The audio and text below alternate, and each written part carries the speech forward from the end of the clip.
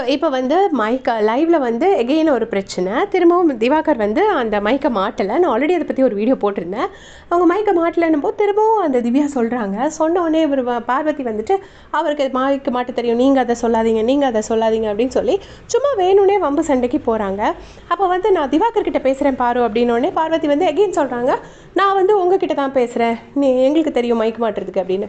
அப்போ உடனே வந்துட்டு திரும்ப வந்து திவ்யா கேட்குறாங்க, "திவாகர் அண்ணா, நான் உங்ககிட்ட தானே பேசிட்டு இருக்கேன், நீங்கள் சொல்லுங்கள், எதுக்கு அவங்க அவங்களுக்காக ஆன்சர் பண்ணுறாங்க" அப்படின்னு சொல்லி கேட்குறாங்க.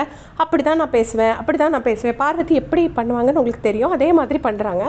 உடனே வந்து திவ்யா கணேஷ் சொல்கிறாங்க, நீங்கள் தான் அவங்களுக்கு வாயா, நீங்கள் தான் அவங்களுக்கு வாயான்னு திவ்யா கணேஷும் திருப்ப திருப்ப சொல்கிறாங்க.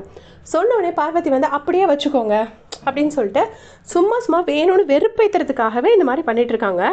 பார்க்குற நமக்கே பயங்கரமாக பிபி ஏறுது. அதுக்கப்புறமா அவங்க வந்து அதை சாண்ட்ரா எல்லாருமே உட்காந்துருக்காங்க, பேசிகிட்டு இருக்காங்க. திவ்யா கணேஷ் சொல்கிறாங்க, இது என்ன அநியாயமாக இருக்குது, கனியக்காவை பண்ணதெல்லாம் பார்க்கும்போது எனக்கு பயங்கரமாக பிபி ஏறிச்சுன்னு நேற்றுக்கே சொல்லியிருப்பாங்க லைவில். அது இன்றைக்கும் சொல்கிறாங்க, கனியக்காவை எவ்வளோ இது பண்ணாங்க பார்த்தீங்களா அப்படின்னு. அதுக்கு வந்துட்டு சாண்ட்ராவும், ஆமாம் நான் பார்த்தேன், என்ன சொன்னாலும் கேட்க மாட்டாங்க அப்படின்னு சொல்கிறாங்க. உடனே சாண்ட்ரா சொல்கிறாங்க, ஆமாம் சமாளிக்கவே முடியாது யாராலையும் அப்படின்னு சொல்லிட்டு இருக்காங்க. ஸோ எல்லாருமே கூப்பிட்டு வச்சு அந்த பிரச்சனையை பேசுகிறாங்க. பேசிட்டு இன்றைக்கி வந்து திவ்யா கணேஷ்க்கு உடம்பு சரியில்லை. ஸோ அவங்க என்ன பண்ணுறாங்கன்னா, திரும்ப பிக் பாஸ் கிட்ட தனியாக மைக்கில் பேசுகிறாங்க. பிக் பாஸ் எல்லா கேப்டன் கிட்டேயுமே இதை தான் பண்ணிகிட்ருக்காங்க. நான் டிவிலையும் பார்த்தேன். இப்போ நான் கேப்டனாக இருக்கேன், நான் தலையாக இருக்கேன், என்கிட்டயும் இப்படி தான் பண்ணுறாங்க. நான் வந்து தலையாக இல்லைன்னா அவங்க மைக் போடலங்கிறத பற்றி நான் கவலையே பட மாட்டேன். தலையாக இருக்கிறதுனால மைக் போடுறதுக்கு நான் சொல்கிறேன். அதுக்கும் இவங்க வந்து எங்களுக்கு தெரியும்னு இப்படி வந்து சண்டித்தனம் பண்ணிகிட்டே இருக்கிறாங்க. இது நீங்கள் தானே கேட்கணும், நீங்கள் ஏன் கேட்காம இருக்கீங்கன்னு ரொம்ப வேலிடான ஒரு கொஸ்டினை வந்து பிக் பாஸ் கிட்ட எடுத்து வைக்கிறாங்க.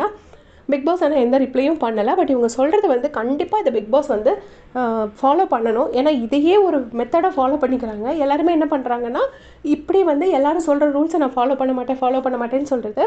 உடனே எல்லாரும் அவங்கள வந்து நாமினேட் பண்ணுவாங்க, வேறு வழி இல்லாமல் நாமினேட் பண்ணுவாங்க, டார்ச்சர் பண்ணுறாங்கன்னு சொல்லிட்டு. அப்புறம் என்னையை கார்னர் பண்ணுறாங்கன்னு சொல்கிறாங்க. இதை வந்து மக்கள் வந்து 1 hour எபிசோடில் பார்ப்பாங்க. ஆமாம், உண்மையிலே எல்லாருமா சேர்ந்து இந்த பொண்ணே தானே சொல்லிட்டு இருக்காங்க அப்படின்னு நினச்சிட்டு அவங்களுக்கு ஓட்ஸ் போடுவாங்க. ஸோ இதுவே தான் தொடர்ந்து நடந்துக்கிட்டே இருக்குது. இந்த மாதிரி விஷயத்தில் வந்து பிக் பாஸ் தான் இறங்கி ஒரு முடிவு எடுக்கணும். அப்போ தான் ஃப்யூச்சர் சீசன்ஸும் நல்லாயிருக்கும். இல்லைன்னா இதையே ஒரு அடுத்தவங்களை ட்ரிகர் பண்ணி விளையாடுற கேமை வந்து ஒரு கேம் ஸ்ட்ராட்டஜியாகவே எல்லோரும் எடுத்துருவாங்க. இப்போ ஒரு பர்சன் பண்ணுறாங்க, இதே பார்வதி மாதிரி இப்போ எல்லாரும் இதே பண்ண ஆரம்பித்தாங்கன்னா நமக்கு வந்து பார்க்குறதுக்கே தலைவலி வந்துடும். அது ஏன் யாரும் புரிஞ்சுக்க மாட்டேங்கிறாங்கன்னு எனக்கு புரியல. உங்களுடைய கமெண்ட் சொல்லுங்கள்.